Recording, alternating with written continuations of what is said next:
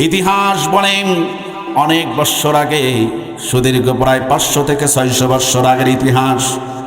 আল্লাহর এক বান্দা দুনিয়ার থেকে বিদায় হয়ে গেলেন। খুব মনোযোগ দিয়ে শুনবেন।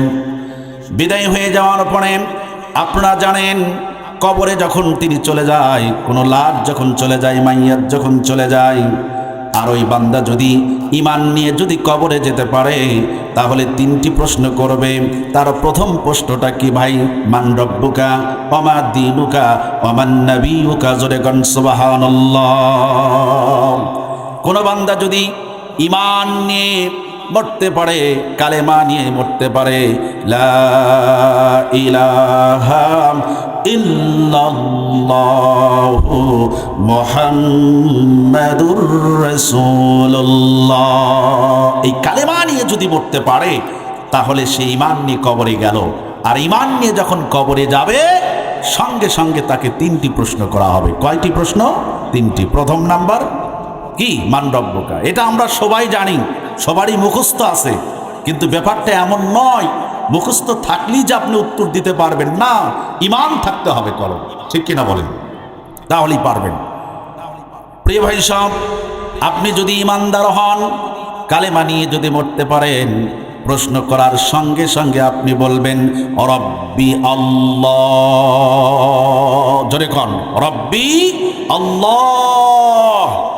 আল্লাহ না কিন্তু, আল্লাহ। কত মধুর নাম, কি সুন্দর একটি নাম। রাত গভীর হয়েছে, এই কিছুক্ষণ পরে মোনাজাতের দিকে চলে যাব। রাসূলুল্লাহ বলেছেন, প্রত্যেক নবী পয়গম্বররা তাহাজ্জুদ পড়েছেন, তাদের তাহাজ্জুদ পড়া ছিল বাধ্যতামূলক। আমার ভাইরা, আমরাও তাহাজ্জুদ পড়ার চেষ্টা করব ইনশাআল্লাহ। রাত জেগে গভীর রজনীতে আরামের ঘুমটাকে হারাম করে দিয়ে এরপরে আপনি উঠবেন, এরপরে উজু করবেন, একটা দরজার ভিতরে চলে যাবেন, ঘরের ভিতরে চলে যাবেন, দরজা লক করে দিবেন। এরপরে 2 রাকাত নামাজ পড়বেন। নিজের অপরাধের কথা কান ধরে, 2 কান ধরে আল্লাহর কাছে অপরাধের কথা স্বীকার করবেন। হায় আল্লাহ তাআলা, আমি কি ছিলাম? ছোট্ট মানব ছিলাম। সমাজে আমার কোনো নাম ছিল না, কোনো যশ ছিল না, কোনো খ্যাতি ছিল না। আজকে তুমি টাকা দিয়েছো, পয়সা দিয়েছো। আমার মতো অনেক মানুষ আছে, রাস্তায় ভ্যান চালায়, রিক্সা চালায়, বউকে একটা ভালো কাপড় দিতে পারে না। আল্লাহ তাআলা, তুমি আমাকে অনেক কিছু দিয়েছো।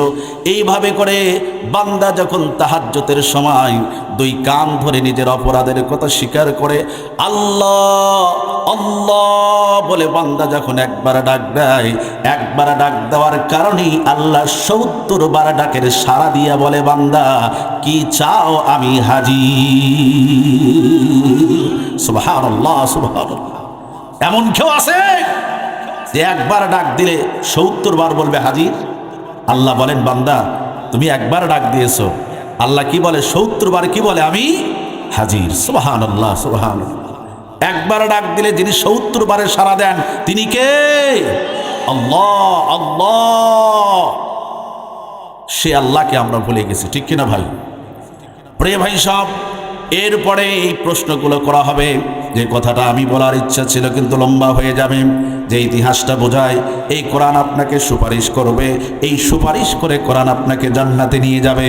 লোকটি মারা গেল, কবরের ভিতরে রাখা হলো, তাকে দাফন কাফন করা হলো, তাকে সাদা কাপড় দিয়ে মোড়ানো হলো, এরপর গোসল করানো হলো, সাদা কাপড় দিয়ে মোড়ানো হলো, জানাজার নামাজ পড়ানো হলো, স্বাভাবিকভাবে কবরের ভিতরে রাখা হলো। কিন্তু মুনকির নাকির আসলেন, ফেরেশতা আসলেন, তাকে প্রশ্ন করবে কয়টা? 3টা। কিন্তু কবরের ভিতরে ফেরেশতারা এসে দেখলেন কবরের ভিতরে লাশ নাই। লাশ কোথায় গেল? কবরের ভিতরে দেখতে পাই বিশাল বড় একটা পাখি, জোরে কান সুবহানাল্লাহ। লাশ নাই, কোথায় গেল? এই মাত্র ডাকলো, লাশ গেল কোথায়? সুবহানাল্লাহ বলবেন না? কবরের ভিতরে দেখতে পাই বিশাল বড় একটা কি? পাখি। আহারে প্রিয় ভাই সব, বিশাল বড় একটা পাখি। পাখির সাথে আর কিছু কথা বললেন না, তাকেও কিছু বললেন না ফেরেশতারা। এভাবে আল্লাহর কাছে চলে গেলেন। আল্লাহর কাছে যাওয়ার পরে বললেন, আল্লাহ, বাবা আদম আলাইহিস সালাম থেকে শুরু করে আজ পর্যন্ত যত মানুষ এসেছে, কবরে রাখার পরে আমরা কয়টা প্রশ্ন করেছি? 3টা। মান রব্বুকা, অমান নাবিউকা, অমা দীনুকা। তাহলে প্রশ্ন করবে মান নাবিউকা, মান নেতাউকা প্রশ্ন করবে না, কিন্তু মান নাবিউকা। আমার ভাইয়েরা, ফেরেশতারা আল্লাহর দরবারে চলে গেলেন, যে আল্লাহকে জিজ্ঞেস করলেন, আল্লাহ লাশটা খুঁজে পাই না, আমরা প্রশ্ন করব। আল্লাহ বললেন, কবরের ভিতরে কি দেখতে পেলে? বলে একটা বিশাল বড় পাখি দেখা যায়, ডানার ভিতরে কি যেন রেখেছে। আল্লাহ পাক বললেন, ওই ডানার ভিতরে লাশটাকে ঘুম পাড়ায় রেখেছে। জোরে কোন সুবহানাল্লাহ। আল্লাহ বললেন, ফেরেশতারা যাও, ওই পাখিকে বলো লাশটাকে বের করে দিতে। পাখি কথা বলবে নাকি? আল্লাহ বললেন, যাও, পাখির জবান খুলে যাবে। সুবহানাল্লাহ বলবেন না? সঙ্গে সঙ্গে ফেরেশতারা চলে আসলেন। আসার পরে পাখিকে জিজ্ঞেস করলেন, ও পাখি, তোমার ডানার ভিতরে লাশটা আছে, বের করে দাও, আমরা 3টা প্রশ্ন করব। কয়টা? 3টা প্রশ্ন। মনে রাখবেন, কবরে যে 3টা প্রশ্ন হবে, এই 3টা প্রশ্নই কিন্তু রাজনৈতিক প্রশ্ন। জোরে বলেন সুবহানাল্লাহ। আচ্ছা বলেন, মান রব্বুকা মানে কি? আল্লাহ। আচ্ছা, আল্লাহ মানে কি? যিনি জীবনদাতা, যিনি হায়াতের মালিক, যিনি মৌতের মালিক, যিনি আইনদাতা, যিনি বিধানদাতা, তিনি তো আমার আল্লাহ। তিনি কে? তাহলে আপনি সারা জীবন আল্লাহর আইন মানলেন না, মানুষের তৈরি করা আইন মেনে আপনি কবরে চলে গেলেন। তাহলে আল্লাহ মানে কি বললাম? আল্লাহ মানে যিনি আমার রেজেকদাতা, যিনি আমার হায়াতের মালিক, যিনি আমার মৌতের মালিক, যিনি আমার বিধানদাতা, যিনি আমার সব কিছুর মালিক, তিনি হলেন কে? আল্লাহ। এরপরের প্রশ্ন কি কয়? অমা দিনুকা, দিন মানে কি? জীবন বিধান, জীবন ব্যবস্থা। এই জীবন ব্যবস্থা রেখে দিন থেকে আমরা কোথায় চলে গেছি? ইসলাম থেকে আমরা কোথায় চলে গেছি? যদি আমরা অন্যদিকে চলে যাই, কনভার্ট হয়ে যায়, তাহলে কি আমরা প্রশ্নের উত্তর দিতে পারবো? কখনো পারবো না। এরপরের প্রশ্ন কি করা হবে? নাবিউকা মানে তোমার নবীকে। নবী মানে কি? মেসেঞ্জার, বার্তাবাহক, তোমার নেতা, ঠিক কিনা বলেন? তাহলে নেতা যদি নবীকে বাদ দিয়ে অন্যকে যদি অনুসরণ করি, তাহলে কবরের ভিতরে যে মান নাবিউকা বলবে, আমরা কি নাবিউনা মুহাম্মদ রাসূলুল্লাহ সাল্লাল্লাহু আলাইহি ওয়াসাল্লাম বলতে পারবো না? যদি নবীকে অনুসরণ করি, নবীর ইত্তেবা করি, নবীর আইনগুলোকে যদি ফলো করি, নবীর আইনগুলো যদি সমাজে বাস্তবায়ন করার প্রচেষ্টা চালাই, জীবন দিয়ে হলো, জান দিয়ে হলেও যদি প্রচেষ্টা চালাই, তাহলে নবী আমার নেতা। জোরে বলেন ঠিক কিনা? কিন্তু মৌখিকভাবে স্বীকার করলাম, অন্তরে স্বীকার করলাম না তিনি আমার নেতা, তাহলে কবরে কিন্তু প্রশ্নের উত্তর দিতে পারবো? শুধু বলবো হাই হাতালা আদরি, হাই হাতালা আদরি, আমি তো কিছুই জানি না, আমি তো কিছুই জানি না। কথা কি বুঝাইতে পারছি ভাই? এবার ফেরেশতা চলে আসলেন, পাখিকে জিজ্ঞাসা করলেন, জলদি করে তোমার ডানার নিচে লাশটা আছে, বের করে দাও। 3টা প্রশ্ন করব, 3টা প্রশ্নের যদি উত্তর দিতে পারে, তাহলে আমরা তাকে ঘুম পাড়ায় দিব, জান্নাতি পোশাক পরিয়ে দিব, যত দূর পর্যন্ত যায় কবরটাকে প্রশস্ত করে দিব, চোখ যত দূর পর্যন্ত যায় কবরটাকে প্রশস্ত করে দিব। সুবহানাল্লাহ। পাখির জবান খুলে গেল। পাখি বলছে, সম্ভব নয়, এই মাত্র লাশটাকে আমি ঘুম পাড়ায় রেখেছি। জোরে গান সুবহানাল্লাহ। পাখির জবান যখন খুলে গেল, ফেরেশতারা আশ্চর্য হয়ে গেলেন, এনার সাথে আর কিছু করা যাবে না, আল্লাহর কাছে চলে যাই। তারা আবার আল্লাহর কাছে চলে গেলেন, জিজ্ঞেস করলেন, আমরা বলেছি লাশটা বের করে দাও। পাখির জবান খুলে গেল। পাখি বলছে, সম্ভব নয়, এই মাত্র ডানার নিচে আমি ঘুম পাড়ায় রেখেছি। ফেরেশতারা আল্লাহর কাছে জিজ্ঞেস করলেন, আল্লাহ জানতে চাই ওই পাখিটা কে, কেন তার কথা ফুটলো, আর কেন লাশটাকে তার ডানার নিচে ঘুম পাড়ায় রাখলো, একটু জানতে চাই। আল্লাহ বলেন, আমি বলবো না, এইটা পাখিকেই জিজ্ঞেস করো। জোরে গান সুবহানাল্লাহ। কাকে জিজ্ঞেস করো? পাখিকে জিজ্ঞেস করো। ফেরেশতারা চলে আসলেন কবরে। আসার পরে বললেন, আচ্ছা বুঝলাম, ঘুম পাড়ায় রেখেছো, তুমি একটা জন্তু জানোয়ার পাখি, তুমি যে লাশটাকে ঘুম পাড়ায় রেখেছো তোমার ডানার নিচে, আচ্ছা তুমি কে? সঙ্গে সঙ্গে পাখির জবান খুলে গেল। পাখি বলছে, তোমার দৃষ্টিকোণ থেকে তুমি দেখতে পাও আমি পাখি, কিন্তু আমি হলাম আল্লাহর কোরআন। সুবহানাল্লাহ। আমি কি? আল্লাহর কোরআন। কেন ঘুম পাড়ায় রেখেছো? পাখি বলছে, এই বান্দা দুনিয়ার জিন্দিগিতে কোরআন অনুযায়ী জীবন পরিচালনা করেছে, সুদ ঘুষ বাদ দিয়েছে, হালালকে হালাল জেনেছে, হারামকে হারাম জেনে তার থেকে বিরত থেকেছে, রাত গভীর হয়েছে কোরআন তেলাওয়াত করেছে, সকালেও কোরআন তেলাওয়াত করেছে, রাতের বেলা ঘুমাতে পারে নাই কোরআন তেলাওয়াত করেছে, যার কারণে আজকে দুনিয়ার জিন্দিগিতে কষ্ট করেছে, আজকে সে এসেছে কবরে, এই জন্য কোরআন পড়েছে, রাত জেগে জেগে ঘুমাতে পারে নাই। আজকে আমি কোরআন পাখি হয়ে কবরে এসেছি, আর তাকে আমি আমার ডানার নিচে ঘুম পাড়ায় রেখেছি। প্রিয় ভাই সব, এই কোরআন সেই কোরআন, এই কোরআনের সাথে সম্পর্ক আমাদের আছে নাই? আজকে ছেলেরা সব পড়ে, কোরআন পড়ে না। আমি বলি আমার ভাষায়, আজকে একটা যুবক আর তরুণ, এই দুনিয়াটা হলো পর স্ত্রীর মতো। আমার কথা বুঝেন? পর স্ত্রী তো বোঝেন, পরের স্ত্রী তো বোঝেন। পরের স্ত্রী যত সুন্দরী হোক আপনার লাভ আছে, যত দেখবেন তত জ্বলবে। এই কথা বলেন ঠিক কিনা? এই দুনিয়াটা একটা পরের স্ত্রীর মতো, একে যত ভালোবাসবেন কিচ্ছু পাবেন না। আর দুনিয়া আপনার শব্দ থেকে উৎপত্তি, তুচ্ছ। একে যত ভালোবাসবেন, ব্যাংক ব্যালেন্স, গাড়ি, টাকা পয়সা সব কিছু রেখে আপনাকে সাদা কাপড় নিয়ে কবরে যেতে হবে। কথা বলেন ঠিক কিনা? প্রিয় ভাই সব, সুতরাং এই দুনিয়াকে যত লাঠি মারবেন তত বেশি আপনি আল্লাহর কাছে চলে যাবেন, বলি সুবহানাল্লাহ। আর যত বেশি দুনিয়া আঁকড়ে ধরবেন আপনি কিন্তু দুনিয়া পাবেন না, বরং দুনিয়া আপনার শব্দ থেকে উৎপত্তি। আপনি যখন কবরে যাবেন খালি হাতেই কবরে যাবেন। কথা বলেন ঠিক কিনা?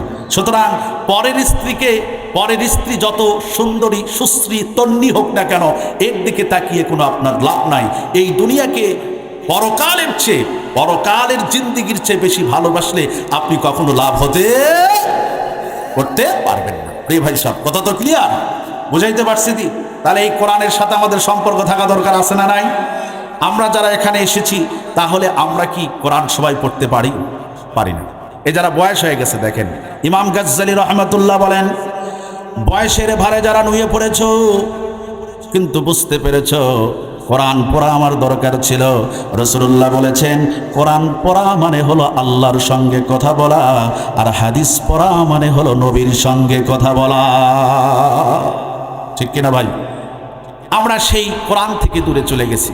আজকে যদি তরুণ সমাজ যদি এই কোরআনের কাছে আসতো, কোরআন যদি বুকের ভিতরে আঁকড়ে ধরতো, ইমাম গাজ্জালী বলেন, বয়সের ভারে যারা চোখে দেখতে পারো না, কোরআন পড়তে মন চায় কিন্তু আর সময় নাই, তারা যদি উজু করে পুত পবিত্র হয়ে এই কোরআনটাকে যদি বুকের ভিতরে আঁকড়ে ধরে, ইমাম গাজ্জালী বলেন সে তার কোরআন বুকের ভিতরে আঁকড়ে ধরলো, কিন্তু আপাত দৃষ্টিকোণ থেকে সে তার কলবটাকে নূরে নূরান্বিত করলো। জোরে কোন সুবহানাল্লাহ।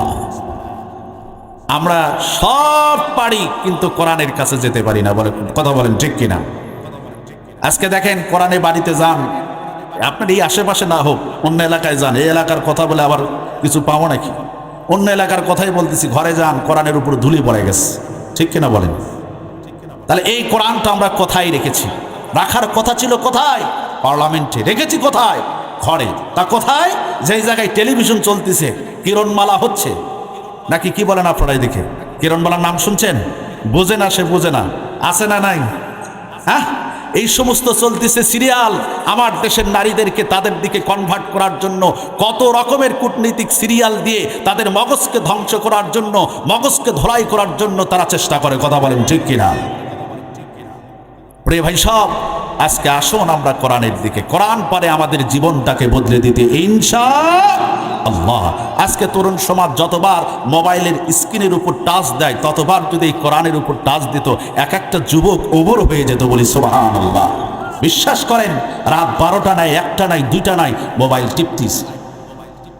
আজকে যদি তরুণ সমাজ যদি কোরআনের সাথে থাকতো, ইসলামের সাথে থাকতো, দ্বীনের সাথে থাকতো, তাহলে ওইগুলো তরুণগুলো এই সমাজের জন্য রহমত হতো। জোরে কোন সুবহানাল্লাহ। আজকে তরুণ সমাজ আব্বা আম্মাকে ভূক্ষেপ করে না। ও তরুণেরা, তোমার মা তোমার কাছে সবচেয়ে বড় পীর। বলি সুবহানাল্লাহ। মা যদি দোয়া করে, দোয়া মঞ্জুর। বাপজান যদি দোয়া করে, দোয়া মঞ্জুর। এই ক্ষেত্রে কোনো ধরনের মিডিয়ার প্রয়োজন হয় না, কোনো মাধ্যমের প্রয়োজন হয় না। মা যদি দোয়া করে, সঙ্গে সঙ্গে দোয়া আরশে আজিমে চলে যায়। আবার মা যদি বদদাও করে, সেটিও সরাসরি আরশে আজিমে চলে যায়। হযরত জুরাইস রহমতুল্লাহ আলাইহি, তিনি আল্লাহর বড় ওলি ছিলেন। প্রিয় ভাই সব, আল্লাহর ওলি ছিলেন। তরুণেরা, তোমাদের কথা বলতেছি, শোনো, কান পেতে শোনো, মা বোনেরা শোনেন। জরাইস আল্লাহর ওলি ছিলেন। ছোটবেলা থেকে গ্রামের ভিতরে দেখবেন, এই গ্রামের ভিতরে চকচৌবিলার ভিতরে যদি মনে করেন যে কয়েকজন যুবক আল্লাহওয়ালা হয়, দিনদারওয়ালা হয়, নবী প্রেমিক হয়, কোরআনের পক্ষে থাকে, ইসলামের পক্ষ থাকে, তাহলে কিন্তু এই সমাজের নারী নর্তকী নাচাতে পারবে কি ভাই? তারা বাধা দিবে। হযরতে জুরাইস রহমতুল্লাহ আলাই সমাজের ভিতরে কোনো গর্হিত কাজ হতে দিতেন না, তিনি একাই বাধা দিতেন। যুবকেরা চিন্তা করলো, একে যদি বের করে না দেওয়া যায় তাহলে আমরা এই সমাজের ভিতরে কিছুই করতে পারবো না। আমাদের মনোরঞ্জন, আমাদের মনকে প্রফুল্ল দেয়, ক্ষণিকের জন্য আনন্দ দেয়, এই কাজগুলো আমরা করতে পারবো না, সুতরাং একে বিদায় করে দাও। কোনো কৌশলে হযরতে জুরাইসকে গ্রাম থেকে আলাদা করে দেওয়া হলো। অনেক দূরে গিয়ে তিনি একটা খানকা ঘর করলেন। খানকা ঘর বুঝেন তো, এবাদতখানা তৈরি করলেন, যেখানে বসে বসে তিনি আল্লাহর ইবাদত করবেন। সুবহানাল্লাহ বলেন। ঠিক ইন দ্য মিন টাইম জুরাইসের মা তার সন্তানকে জুরাইসকে ডাকার জন্য চলে গেছেন। গ্রামের ভিতর থেকে হাঁটি হাঁটি পা পা করে জুরাইসের কাছে কোনো দরকারে চলে গেলেন। জুরাইসের কাছে যাওয়ার পরে নক করলেন, ও আমার কলিজার টুকরা সন্তান, তোমার মা এসেছে। জুরাইস, জলদি করে তুমি দরজাটা খুলে দাও। আমার ভাইরা, হযরতে জুরাইস রহমতুল্লাহ আলাইহি তিনি নামাজে ছিলেন। এক সময় তিনি মনে মনে চিন্তা করলেন, সলাতি ওয়া উম্মি, একদিকে আমার নামাজ আর একদিকে আমার মায়ের ডাক। সুবহানাল্লাহ বলেন। তোমার মা যদি একবার দোয়া করে জিন্দেগির কাম শেষ। কথা বোঝেন নাই মনে হয়। আর তোমার মা যদি বদদোয়া করে, কাবা ঘর মদিনাওয়ালা যদি কাছে আসে, তাতে কোনো লাভ নাই। এজন্য আল্লাহ বলছেন, অকদা রাব্বুকা আল্লা তা'বুদু ইল্লা ইয়্যাহু ওয়া বিল ওয়ালিদাইনি ইহসানা। তোমার আল্লাহর পক্ষ থেকে চূড়ান্ত সিদ্ধান্ত হয়ে গেছে, আমি আল্লাহর ইবাদতের পরে তুমি তোমার আব্বা আম্মার খেদমত করো। জোরে কোন সুবহানাল্লাহ। আল্লাহর ইবাদতের পরে আব্বা আম্মার কি করতে হবে? সেবা করতে হবে, খেদমত করতে হবে। তোমার মা তোমার কাছে সবচেয়ে বড় পীর, ঠিক কিনা বলেন? আজকে বাড়িতে পীর রেখে অন্য পীরের কাছে চলে যায়। সুবহানাল্লাহ, সুবহানাল্লাহ। তোমার মা তোমার সবচেয়ে বড় পীর। হযরতে জুরাইস বগদানী নামাজে দাঁড়িয়েছিলেন, মনে মনে ভাবলেন, মা ডাকতেছে, একদিকে আল্লাহর নামাজ, ওয়া সলাতি আমার নামাজ, ওয়া উম্মি আর একদিকের মা। তিনি মনে মনে ভাবলেন, না, আল্লাহকে প্রাধান্য দিব, মার ডাকের সাড়া দিব না। তিনি নামাজ পড়তেছিলেন, মা মন খারাপ করে তিনি বাড়িতে চলে আসলেন। রাস্তা দিয়ে আসতেছিলেন আর বলতেছিলেন, আল্লাহ, আমি আমার সন্তানকে 10টি মাস পেটে ধরে লালন পালন করেছি। সুবহানাল্লাহ বলেন। ও তরুণেরা, মা মন খারাপ করে বাড়িতে আসলেন, পরের দিন আবার চলে গেল। কথা বুঝতেছেন তো আমার? তুলে দিয়েছেন কয়টায়? 11টার পরে, 11টার দিকে। দ্বিতীয়বার যখন চলে গেল, আবার জুরাইস বগদাদী কপাল বড় খারাপ, আবার তিনি নামাজে ছিলেন। আবার তিনি মনে মনে ভাবলেন, মা আমাকে ডাকতেছে, ওয়া সলাতি ওয়া উম্মি, একদিকে আমার মা আর একদিকে আল্লাহর নামাজ।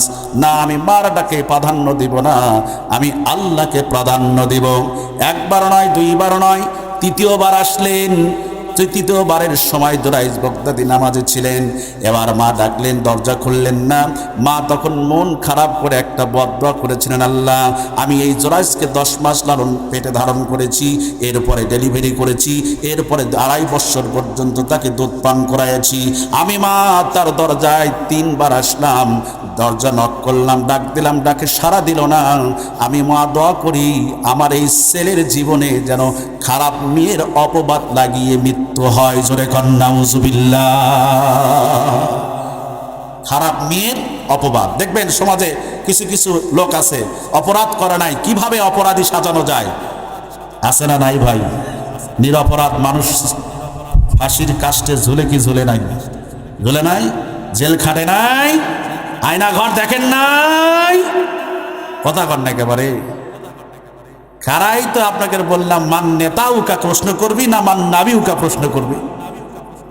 প্রিয় ভাই সব, যে কথাটা বলতেছিলাম, জরাইজের মা এবার বদদোয়া করে বললেন, আল্লাহ, আমি আমার সন্তানের জন্য দোয়া করি, আমার এই সন্তান যেন একটা খারাপ মেয়ের অপবাদ লাগিয়ে মৃত্যুবরণ করে। অপবাদ লাগে, মা দোয়া করেছেন, সঙ্গে সঙ্গে কবুল করে নিয়েছেন কে? আল্লাহ। ওই যে সমাজে কিছু যুবক ছিল, নারী নাচাবে, নর্তকী নাচাবে, কিছু ফুর্তি করবে, কিন্তু তারা পারে নাই, কারণ ওই যে জোরাইজ বাধা দিয়েছে। সঙ্গে সঙ্গে তারা একটা যুবতী নারীকে ভাড়া করল। পাওয়া যায় কি যায় না ভাই? পাওয়া যায় তো, এলাকাও তো আছে নাকি? আচ্ছা, এরকম নর্তকী ভাড়া করার পরে বলল, শোনো, তোমাকে টাকা দিব, পয়সা দিব, কিন্তু একটা কাজ করতে হবে। ওই যে জোরাইজ আছে ওই জায়গায় তুমি চলে যাবা, যাওয়ার পরে সেইখানেই তার সাথে শয়তানের কাজে লিপ্ত হবা। এরপরে যদি একটা বাচ্চা কনসিভ হয়, সেই বাচ্চা আসার পরে তুমি জিজ্ঞাসা করবা, অমুক জোরাইজ আল্লাহর ওলি বলে যাকে মানুষ জানে, এই ওলি আল্লাহ এই কাজটা করেছে। জোরে কন্যা নাউজুবিল্লাহ। এবার যেই কাজ সেই কথা, মেয়েটা সাজগোজ করলেন, নিজেকে ডেকোরেট করে নিলেন, মানে নিজেকে সাজগোজ করে নিলেন, সুসজ্জিত করে নিলেন, এরপরে আলকাতরা যা মারা লাগে মেকআপ করে নিলেন। এবার চলে গেলেন জোরাইজ বগদাদী রহমতুল্লাহ আলাইহির দরজায়। যখন নক করলেন, সঙ্গে সঙ্গে দরজা খুলে গেল। কপাল বড় খারাপ।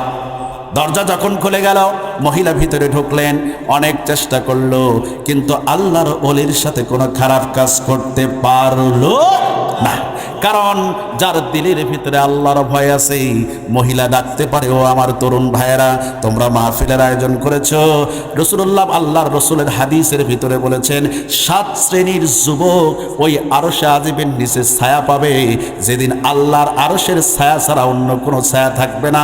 ওই দিন ওই শ্রেণীর যুবক ছায়া পাবে যাকে কোনো মহিলা বলেছে, যুবতী মহিলা বলেছে, ও যুবক আমার কাছে আসো, কিন্তু যুবক বলেছে, না, ইন্নী আখাফুল্লাহ, আমি আমার আল্লাহকে সবচাইতে বেশি ভয় করি। এমন যুবক আরশে আজিমের নিচে ছায়া পেয়ে যাবে। সুবহানাল্লাহ। প্রিয় ভাই সব, মহিলাটি জোরাইজ বগদাদী রহমত, জোরাইজ হযরতে জোরাইজের সাথে অনেক চেষ্টা করার পরে তিনি মনস্কামনা পূরণ করতে পারল না। কিন্তু জোরাইজের পাশে একটা রাখাল ঘর ছিল, যেইখানে রাখাল থাকতো, ওই জায়গায় তিনি চলে গেলেন, নিজের কাম বাসনা পূরণ করলেন। এরপরে দেখা গেল কিছুদিন পরে ওই মহিলা গর্ভবতী হয়ে গেল। এরপরে লম্বা কাহিনী, মহিলাটি বাচ্চা প্রসব করলেন।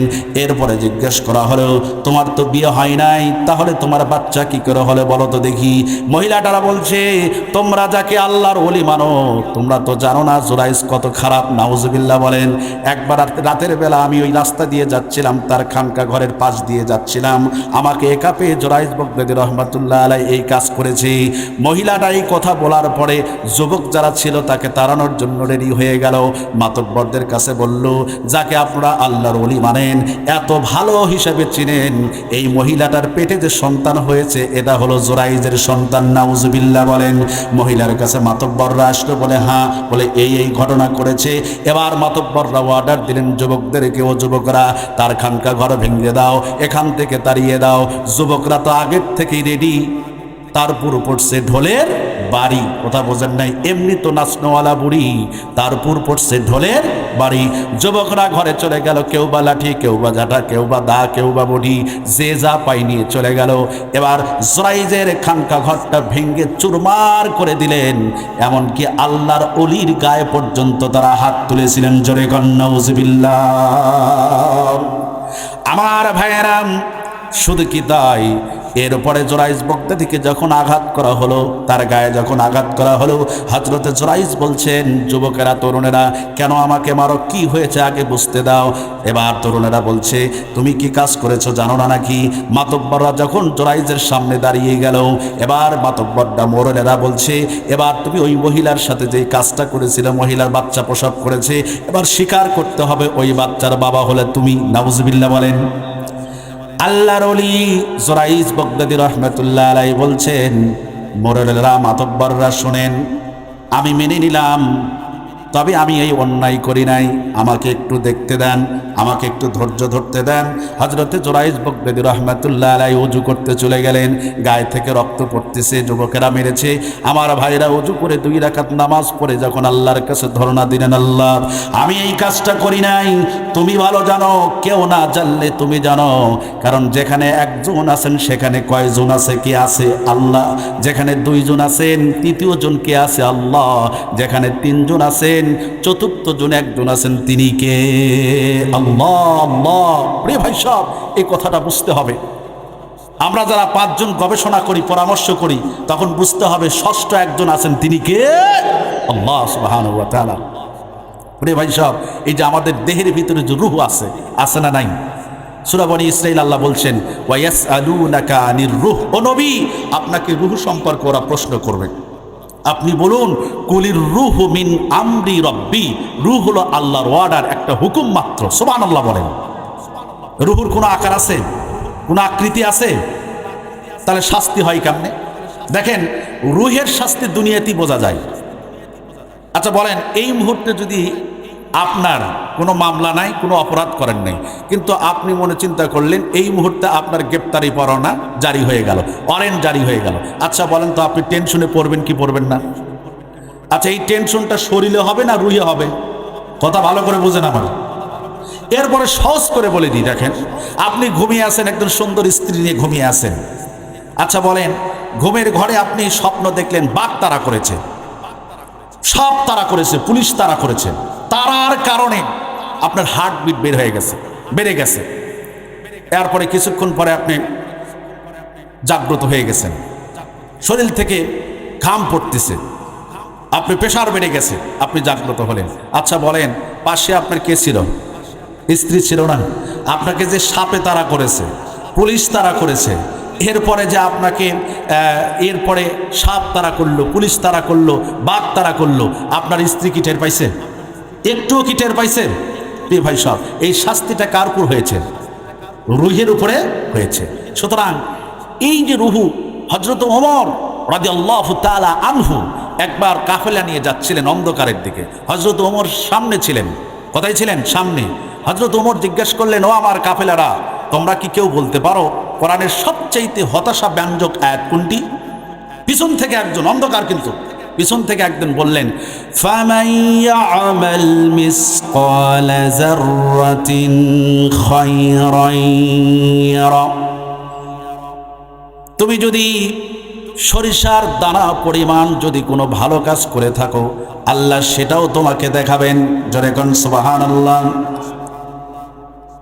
এরপরে কি, ওয়ামান ইয়ামাল মিসকালা যাররাতিন শাররান ইয়ারা, যদি তুমি সরিষার দানা পরিমাণ যদি কোনো মন্দ কাজ করে থাকো, খারাপ কাজ করে থাকো, আল্লাহ সেটাও তোমাকে দেখাবেন।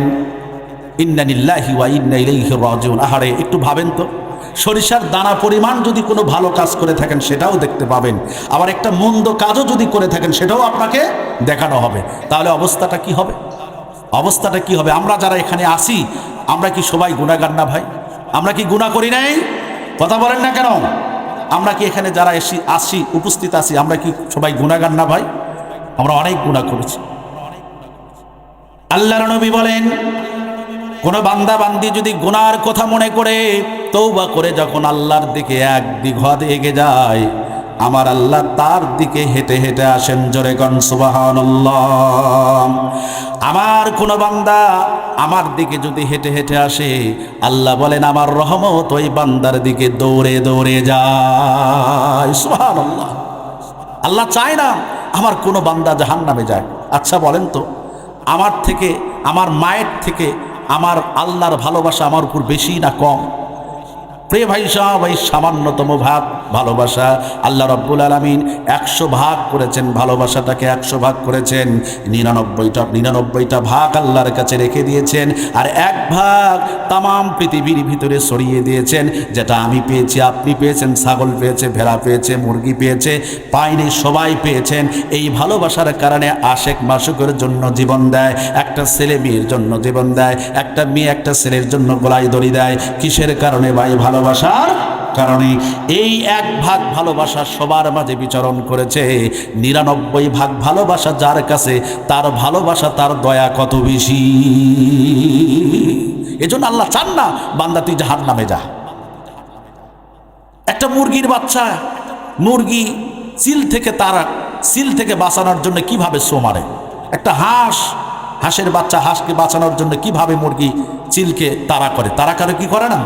সুতরাং আল্লাহ আমাকে আপনাকে বাঁচাবেন, আল্লাহ চায় আমরা যদি আল্লাহর দিকে না আসি তাহলে আমাদের পথ যাবে জাহান্নামের দিকে। প্রিয় ভাই সব, এই জন্য কথাটা বলতেছিলাম, আমাদেরকে আসতে হবে আল্লাহর পথে। কোন পথে আসতে হবে? আল্লাহর পথে। সুতরাং এই কোরআনের পথে আপনারা কি সবাই থাকতে চান? ইনশাআল্লাহ। এই কোরআনের শত্রু ছিল, আছে, থাকবে। এক কথা মনে রাখেন, আবু জেহেল বিতাড়িত হয়েছে, আবু জেহেল আর কোনোদিন ফিরতে পারে নাই। নমরুদ বিতাড়িত হয়েছে, নমরুদ কোনোদিন ফিরতে পারে নাই। আবু জেহেল বিতাড়িত হয়েছে, কোনোদিন ফিরতে পারে নাই। এরপরে ব্রিটিশরা বিতাড়িত হয়েছে, আর কোনোদিন ফিরতে পারে নাই। পাকিস্তান বিতাড়িত হয়েছে, আর বাংলাদেশে কোনোদিন ফিরতে পারে নাই। এরশাদ চাচা ক্ষমতা থেকে নামিয়ে দেওয়া হলো, আর কোনোদিন ক্ষমতায় আসতে পারে নাই। সুতরাং যে স্বৈরাচার শাসক এই ক্ষমতা থেকে বাতিল হয়ে ওই বর্ডারে ওপারে চলে গেছে, ও আর জীবনে আসবে কথা বলাও অন্যায়। কথা বলেন ঠিক কিনা? এইটাই তো স্বাভাবিক। হক কথা আপনি মেনে নেবেন, অকপটে মেনে নেবেন। আমাদের ইমাম আবু হানিফা জেল খেটেছেন। আহারে, কি তার কোনো অপরাধ ছিল? জেল খেলেছিলেন। ইমাম আহমদ ইবনে হাম্বল, তিনিও হাত মোড়া দিয়ে 28 দিন পর্যন্ত বান্দা ছিল। ভাইজাব, ইসলাম দুধের স্বরের উপর নয়। ইসলাম এসেছে ত্যাগ, তিতিক্ষা, ভালোবাসার মধ্য দিয়ে। ইসলাম কাউকে আগে আক্রমণ করে না, আক্রান্ত হলেই পরে আক্রমণ করে। কথা বলেন ঠিক কিনা? ইসলাম কাউকে আগে আক্রমণ করার অধিকার নাই, তবে ইসলাম আক্রান্ত হলে আপনি আক্রমণ করবেন, এটাই হলো স্বাভাবিক। কথা বলেন ঠিক কিনা?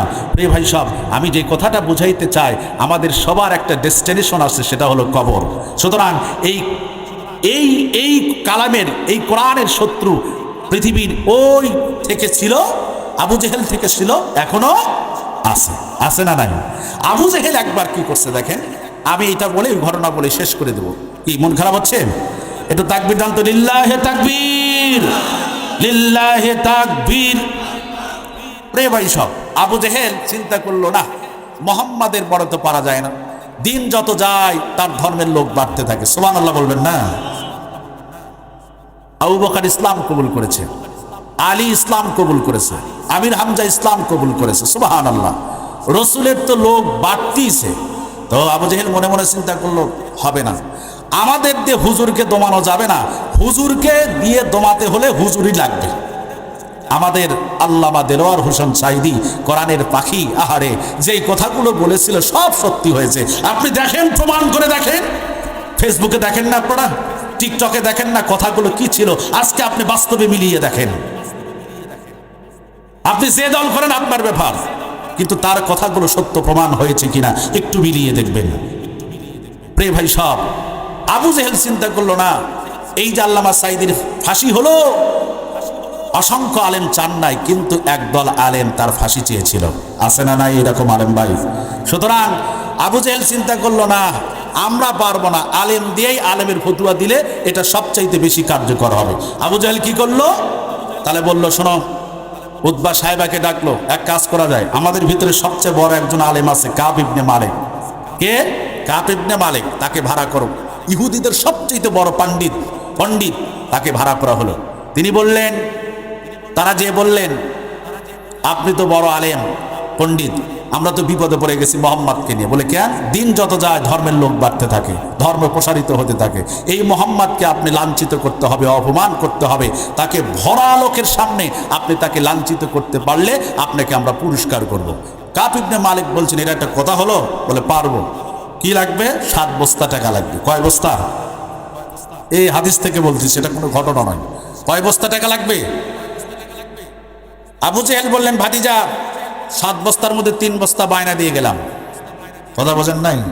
আমার দেশের একদল মানুষ কোরআন প্রচার করতে গিয়ে জেলখানায় ফাঁসিতে ঝুলে, আর একদল ইসলাম প্রচার করতে গিয়ে কোটি কোটি টাকার মালিক হয়। কথা বলেন ঠিক কিনা? একই হলো? এক নয়। বাস, যেই কথা তিনি 3 বস্তা টাকা বায়না নিলেন, আর 4 বস্তা কখন নেবে? যখন মোহাম্মদকে পরাজিত করতে পারবে। বাস, ভরা পূর্ণিমার 14 তারিখে ডেট হলো, লম্বা কাহিনী।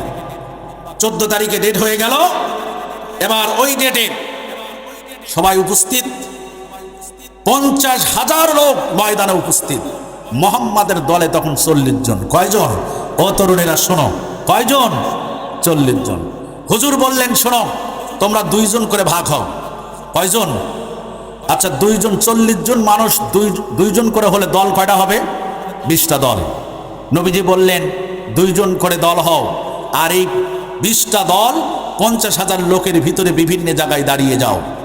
ওনারা আবু জেহেল যুবকদেরকে বলল, তোমরা লাঠি শটানে রেডি হয়ে যাও। মোহাম্মদ যদি প্রশ্নের উত্তর না দিতে পারে সে হবে ভুয়া নবী, আর যেই এটা প্রমাণ হবে তাকে আমরা দুনিয়ার থেকে বিদায় করে দিব। বলেন নাউজুবিল্লাহ। আল্লাহ যার সঙ্গে থাকে, তাম পৃথিবীর ডোনাল্ড ট্রাম্প আর জো বাইডেন তো দূরের কথা, সব পৃথিবীর এক জায়গায় হলেও আল্লাহ যার সঙ্গে থাকবে তার এক চুল ক্ষতি করতে পারবে না। কথাটা ক্লিয়ার? ব্যাস। এবার এই 14 তারিখে সবাই উপস্থিত হয়ে গেল। কাব ইবনে মালিক চলে আসলেন। বক্তা আসলে তার সঙ্গে সাহাবী আসে কিনা? কাব ইবনে মালিক আসলেন, তার সঙ্গে অনেক লোক আসলো। 50,000 লোক। একটু ভাবেন, দেমাগ দিয়ে, বুদ্ধি দিয়ে ভাবেন। সবাই লাঠি শটানে দাঁড়িয়ে আছেন, আর 2 জন করে দলের মাঝখানে মোহাম্মদ দাঁড় করে দিয়েছেন। কাব ইবনে মালিক আসলো ভরা পূর্ণিমার চাঁদের রাত্রিতে, কিন্তু কাব ইবনে মালিক বসে আছেন, আবু জেহেল সামনে বসা, উতবা সাইবা বসা। মোহাম্মদ আসে না। সুবহানাল্লাহ বলেন। কেন আসে না? আবু জেহেল মনে মনে উতবাকে বলল, দেখো মোহাম্মদ ভয় পাইছে, আজকে জিততে পারবে না, হয়তো ভয় পাওয়ার কারণে আসতেছে না। সঙ্গে সঙ্গে আল্লাহ পাক মোহাম্মদকে ডাক দিয়ে বললেন, হাবিব, আপনাকে নিয়ে মানুষ তিরস্কার শুরু করে দিয়েছে, আপনি দেরি করবেন না, জলদি করে আপনি ময়দানে যান। আপনি ভয় পান কেন? আমি তো আপনার সঙ্গে আছি। আর নবীর কোনো চিন্তা আছে নাকি? নবী চলে গেলেন। নবীর চেহারা পৃথিবী কারো মানুষের সাথে তো দূরের কথা, কিয়ামত পর্যন্ত এমন সুন্দর, এমন সুদর্শন আর কেউ আসবে? নবীজি চলে গেলেন। কাব ইবনে মালিক মোহাম্মদকে যখন এক নজরে দেখলেন, তার চুলগুলো দেখলেন, দাড়িগুলো দেখলেন, ভ্রুগুলো দেখলেন, গায়ের জামা দেখলেন, তার চেহারা দেখেই মনে মনে ভাবলেন, এই মানুষ কোনোদিন মিথ্যা বলতে পারে? তিনি মনে মনেই কালেমা পড়ে ফেলছেন, আসলে প্রকাশ করতেছেন না। তবে টাকা নিয়েছে, একটু তো কিছু করতে হবে। কথা কি বোঝেন নাই? এরপরে বসা হলো। কাব ইবনে মালিক বললেন, মুহাম্মদ সাল্লাল্লাহু আলাইহি ওয়াসাল্লাম, তুমি আবু জেহেলের ধর্মের উপরে কালি মেখেছো, এটা বলে সত্য? বলে বলে, হ্যাঁ, আমি তো কোনো ধর্মের উপরে কালি মারি নাই, কোনো ধর্মকে অপবাদ করি নাই, আমি সত্য ধর্মের দিকে মানুষদেরকে আহ্বান করতেছি। জোরে কোন সুবহানাল্লাহ। কাব ইবনে মালিক বললেন, তুমি যদি সত্যিই নবী হতে পারো, সূরা কমারের ভিতরে প্রথম আয়াতের দিকে দেখবেন, 1ম নাম্বার আয়াতে, সূরা কমার 1ম নাম্বার আয়াতে। সঙ্গে সঙ্গে কাব ইবনে মালিক বললেন, আমি আপনাকে 3টা প্রশ্ন করব, এই 3টা প্রশ্নের যদি উত্তর দিতে পারেন তাহলে বুঝবো আপনি সত্যিকারের নবী। জোরে কোন সুবহানাল্লাহ। কয়টা প্রশ্ন? কয়টা প্রশ্ন? বাড়িতে নিয়ে যেতে পারবেন তো ইনশাল্লাহ? 3টা প্রশ্নের ভিতরে 1 নম্বর হলো, কাব ইবনে মালিক বললেন, মুহাম্মদ সাল্লাল্লাহু আলাইহি ওয়াসাল্লাম, আপনি যদি সত্যিকারে নবী হন তাহলে ওই যে পূর্ণিমার চাঁদে, এই যে আকাশে পূর্ণিমার রাত্রিতে একটা বিশাল বড় চাঁদ দেখা যায়, একটা চাঁদ দেখা যায়, এই চাঁদটাকে আপনাকে দ্বিখণ্ডিত করতে হবে। আমার ভাইয়েরা, কথাটা সহজ নাকি? নবী আছেন হলো জমিনে, চাঁদ আছে কত দূরে, এখান থেকে নবীজি কি করে চাঁদ দ্বিখণ্ডিত করবেন? সূরা কমারের 1ম আয়াতের ভিতরে আল্লাহ বলেছেন। সঙ্গে সঙ্গে নবী আশ্চর্য হয়ে গেলেন। আল্লাহ ডাকতে বললেন, হাবিব, কোনো টেনশন করার কোনো কারণ নাই, আমি আল্লাহ আপনার সঙ্গে আছি। শাহাদাতের আঙ্গুলি উঠান, শাহাদাতের আঙ্গুলটা উঠান, আর চাঁদকে ইশারা করেন, চাঁদ দ্বিখণ্ড হয়ে যাবে। জোরে কোন সুবহানাল্লাহ, লিল্লাহি তাকবীর। যেই চাঁদ দ্বিখণ্ড হয়ে গেল, আবু জেহেল কয়, তো মহা সর্বনাশ, জাদু করে দেখছিলাম, এই মানুষে মানুষে জাদু করে, কিন্তু এই জাদু যে আকাশেও করতে পারে, এ কেমন জাদুকর? নাউজুবিল্লাহ বলবেন না? আবু জেহেল কি কয়? জাদুকর দেখছি, কিন্তু এই আকাশেও জাদু করে, এইরকম তো জাদুকর দেখিনি। কারণ কাব ইবনে মালিক দেখলো যে আকাশের পূর্ণিমার চাঁদ দ্বিখণ্ডিত হয়ে গেছে। জোরে কোন সুবহানাল্লাহ। লম্বা কাহিনী ভাই, 12টা বেজে গেল। 2 নাম্বার প্রশ্ন করলেন। কয় নাম্বার প্রশ্ন?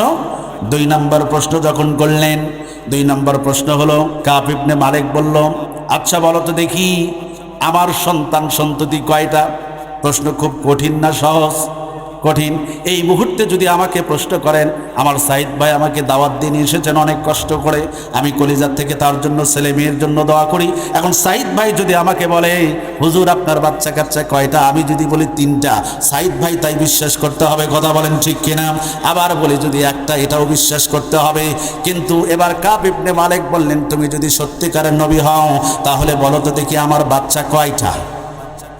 এবার তার সঙ্গে যে সাহাবী লোকেরা এসেছিল তাদেরকে নবীজি ডাকলেন, বললেন আচ্ছা বলো তো দেখি তোমার নেতা মোরল জিজ্ঞেস করেছে তার সন্তান কয়টি, কিন্তু আমি যদি সঠিক জবাব দিই আর তারা যদি সে যদি মিথ্যা কথা বলে সেটার কিন্তু তোমাদের সাক্ষী দিতে হবে, না হলে কিন্তু আল্লাহর কাঠগড়ায় তোমাদেরকে দাঁড়াতে হবে। এবার লোকেরা বলল, মোহাম্মদ তুমি যদি সত্যি বলতে পারো আমরা সাক্ষী দিব। তারা তো জানে হুজুরের সন্তান সন্ততি কয়টা, কাব ইবনে মালিকের সন্তান সন্ততি কয়টা এটা তারা জানে। এবার নবীজি বললেন, কাব ইবনে মালিক আপনার একটা সন্তান, সেটা হলো মেয়ে, আর এই মেয়েটা হলো লুলা মেয়ে। নাউজুবিল্লাহ বলেন। কি মেয়ে? লুলা। লুলা মানে বুঝেন তো?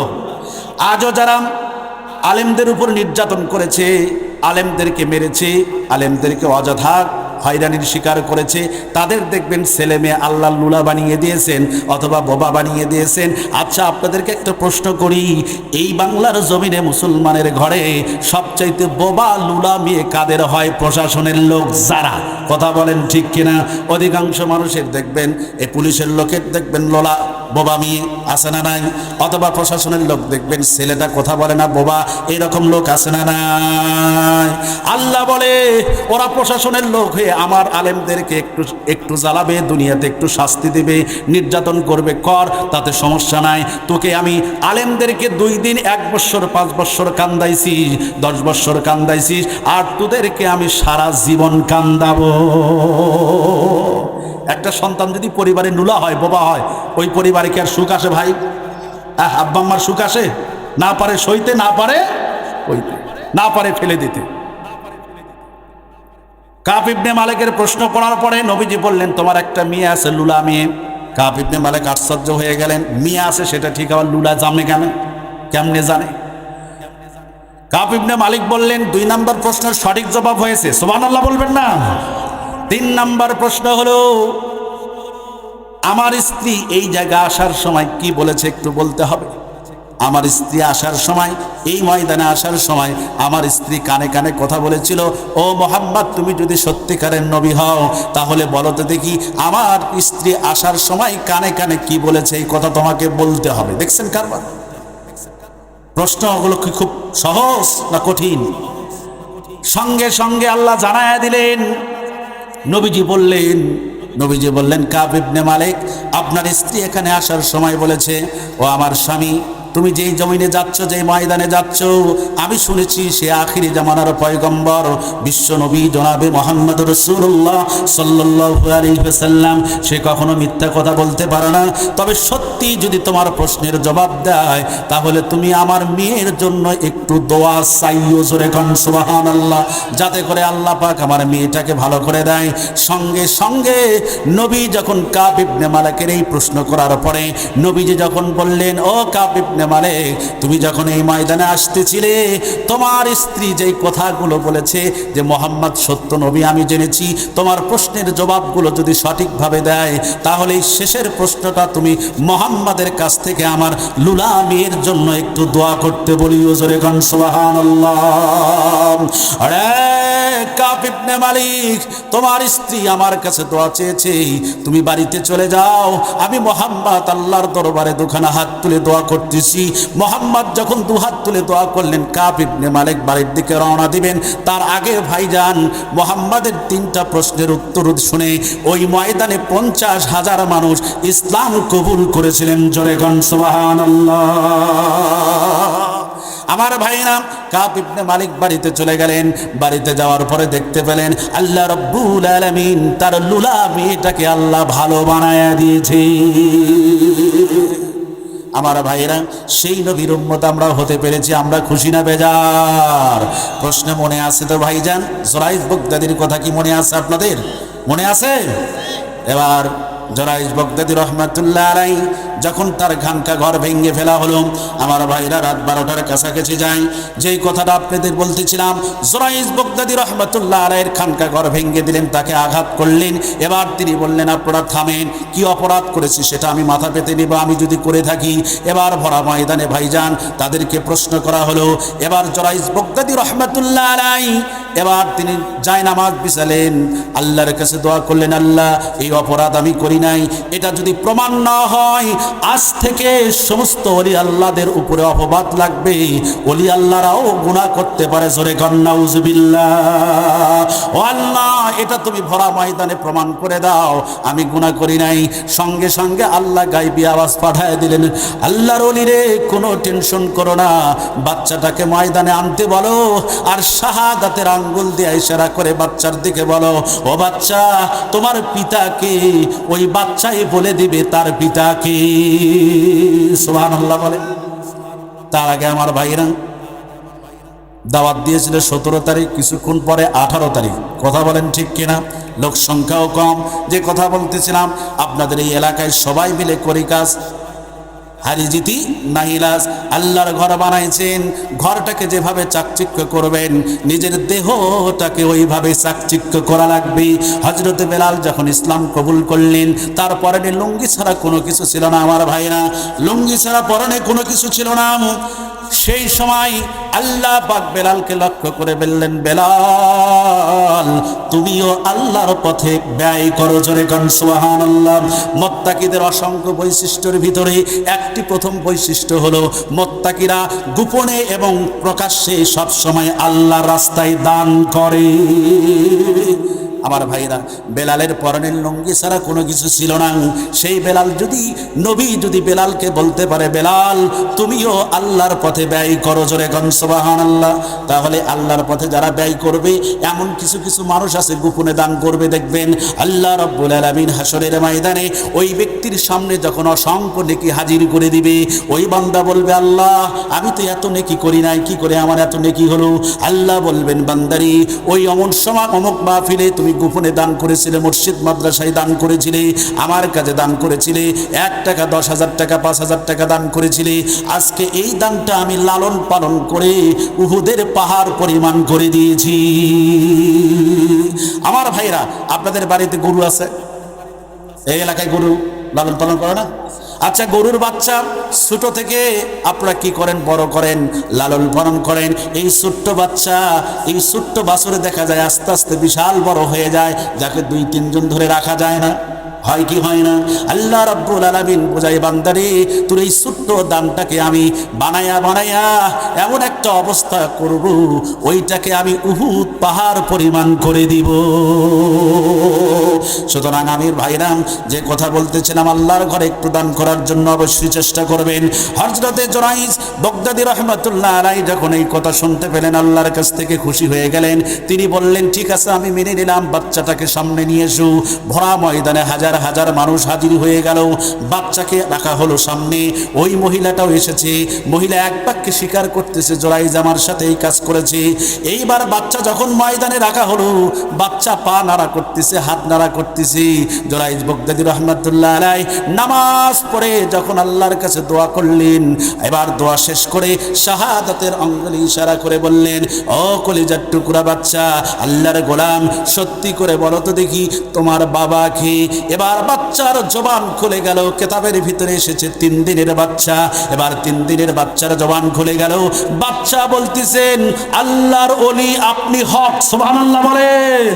আল্লাহর ওলি আপনি, কোনো সন্দেহ নাই, আপনি আমার বাবা নন, অমুক রাখাল হলো আমার বাবা। যারা খানকাঘর ভেঙ্গে চুরমার করে দিয়েছিল, ওরা সর্বনাশ। কি করলাম? মাতব্বররা যারা হুকুম দিয়েছিলেন, ওরাও তো চিন্তা করলো সর্বনাশ করে ফেলেছি, সঙ্গে সঙ্গে ধরো, যেখানে আছে ঘর বানায় দাও, আরো সুন্দর করে বানায় দাও। আর কিছু কথা নাই। তিনি আল্লাহর ওলি হক। তরুণ সমাজেরা যেই কথা বলতেছিলাম, আজকে তুমি সুন্দর নারী পাইয়া মার কথা ভুলে গেছো। আজকে তোমার সন্তানের কথা দেখাও, মা বুড়া হয়ে গেছে, মা বুড়ি হয়ে গেছে, বাবা বুড়া হয়ে গেছে, মার দিকে তাকাও না। বা বাবা বুড়া হয়ে গেছে, বাবার মুখের দিকে তাকাও না। রাসূলুল্লাহ বলেছেন, কোন নেককার সন্তান যদি, কোন সন্তান যদি নেক নজরে মায়ের দিকে যদি তাকায়, আল্লাহ রাব্বুল আলামিন তার আমল নামায় একটু কবুল হজের সব লিখে দেন। আরে আল্লাহর বান্দা, হজ করতে গেলে লক্ষ লক্ষ টাকা লাগবে। তোমার মায়ের মুখের দিকে একবার তাকাও, আর চোখ থেকে পানি পড়ে বলো, আমার এই পাগলি মাটা 10 মাস আমাকে লালন পালন করেছে। একটা অবলা নারী আমাকে নিয়ে একদিন নয়, 2 দিন নয়, 10 মাস পর্যন্ত হাঁটাচলা করেছে, সংসারের কাজ করেছে, গোসল করেছে, কাপড় ধুয়েছে। এরপরে যখন ডেলিভারির সময় হয়েছে, কিছুদিন আগে প্রসব বেদনা হয়েছে, মা খাইতে যাবেন, খাইতে পারেন নাই। পেটের ভিতরে পা দিয়ে ঘুঁতো দিয়েছি, পাও দিয়ে লাথি দিয়েছি, মাথা দিয়ে ঘুঁতো দিয়েছি, মা খাইতে পারেন নাই। ক্ষুধা পেটে মা থালাটা সরিয়ে দিয়ে আবার চোখের পানি ছেড়ে ছেড়ে মা কান্না করেছে। এমন কলিজার টুকরা মা যখন আমাকে প্রসব করলেন, আমার মা উহুদের ময়দানের মতো রক্তাক্ত হয়ে গেলেন। এমন মায়ের দিকে যদি এইভাবে কোনো সন্তান যদি নেক নজরে তাকায়, আল্লাহ বলেন ওই সন্তানের আমল নামায় একটি কবুল হজের সব লিখে দেন। রাসূলুল্লাহকে প্রশ্ন করলেন এক সাহাবী, ইয়া রাসূলুল্লাহ, ওই সন্তান যদি আবার তাকায়? রাসূলুল্লাহ বললেন, আবার তাকালে আল্লাহ রাব্বুল আলামিন আবার একটি কবুল হজের সব লিখে দিবেন। আবার যদি তাকায়, আবার লিখে দিবেন। আবার যদি তাকায়, নবীজি বললেন, ও সাহাবী, ওই সন্তান যদি 1000 বার যদি মায়ের মুখের দিকে নেক নজরে তাকায়, আমার আল্লাহর আরশের সওয়াবের কোনো কমতি নাই, আল্লাহর ভান্ডারে সওয়াবের কোনো কমতি নাই।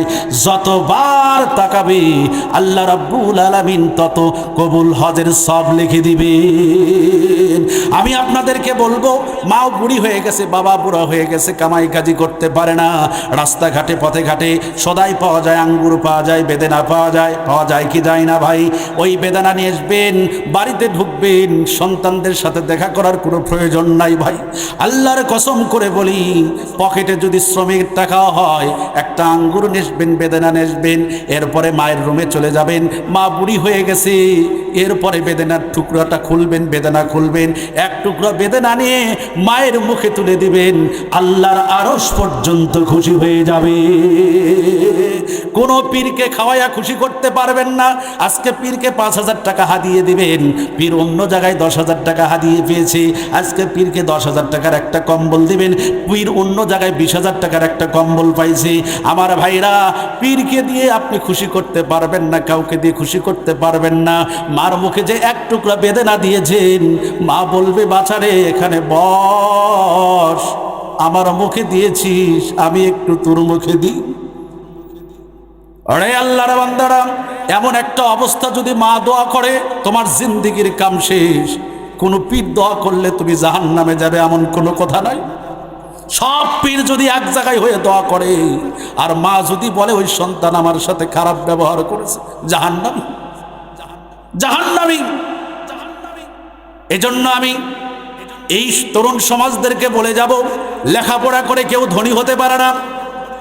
আলেম হওয়া যায়, আলেম হওয়া দরকার আছে, আলেম হবেন, জানবেন, দিন সম্পর্কে শিখতে হবে, কিন্তু টাকা পয়সাওয়ালার মালিক হলো আমার আল্লাহ। আল্লাহ যদি তোমার দিকে বাপ মায়ের দোয়া থাকে, রাসূলুল্লাহ তিরমিজি শরীফের ভিতরে বলেছেন, কেউ যদি পিতা মাতাকে খাইতে দেয়, পড়তে দেয়, তাহলে আল্লাহ রাব্বুল আলামিন ওই সন্তানের কোনোদিন রিজিকের অভাব হবে না। অনেক মানুষ পাবেন সমাজের ভিতরে, মা আমাকে কিছু দিতে পারে নাই, কিন্তু যাওয়ার সময় মাথায় হাত দিয়ে দোয়া করে গেছে, ওই দোয়াই আমার সবচাইতে কাজে লেগেছে। আমার ভাইরা, এই জন্য মা, আমি আপনাদেরকে করজোড়ে অনুরোধ করব, খবরদার সুন্দরী বউ পায়া বইয়ের কথা মতো মায়ের সাথে বেয়াদবি করবেন না। মাও যদি বলে বউ তালাক দিতে, আপনি বাধ্য। কথা বলেন ঠিক কিনা? এটা ভাই জায়েজ আছে, চৌকট পাল্টানো যাবে, কিন্তু কোনোদিন মাও পাল্টানো যাবে না। বউ বলে বউ পাবেন, মাও বলে কোনোদিন মাও পাবেন না। মাও যদি তোমার কাছে পাগলিও মনে হয়, তবুও তোমার মা। সুতরাং আজকে তরুণ সমাজ যারা এসেছো, আমি তোমাদেরকে অনুরোধ করব, মার অবশ্যই তোমরা খেদমত করবে, বাবার খেদমত করবে। মার থেকে দোয়া নিবে, বাবার থেকে দোয়া নিবে।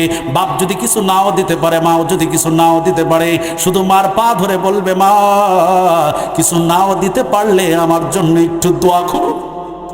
ওই যে দোয়া, এটা কোটি টাকার চেয়ে দামি। টাকা আজ আছে কাল নাই ভাই। কেউ ব্যবসা কোটি টাকা নিয়ে ফকির হয়েছে, কেউ আবার 5 টাকা নিয়ে কোটিপতি হয়েছে। কথা বলেন ঠিক কিনা? এই জন্য আপনাদেরকে আজকে বলে যাই, আপনারা মসজিদ করেছেন আলহামদুলিল্লাহ, অনেক সুন্দর। আমি নিজেও নামাজ পড়েছি, যে জন্য আমি এখানেও পড়তে পারতাম, কিন্তু আমার একটা খাসলত হলো আমি মসজিদে গিয়ে নামাজ পড়ব, কারণ এই মসজিদ, ওই মাটি একদিন আমার জন্য সাক্ষী হয়ে যাবে। আল্লাহ আমাদেরকে তৌফিক দান করুক, সকলেই বলি আল্লাহুম্মা আমিন।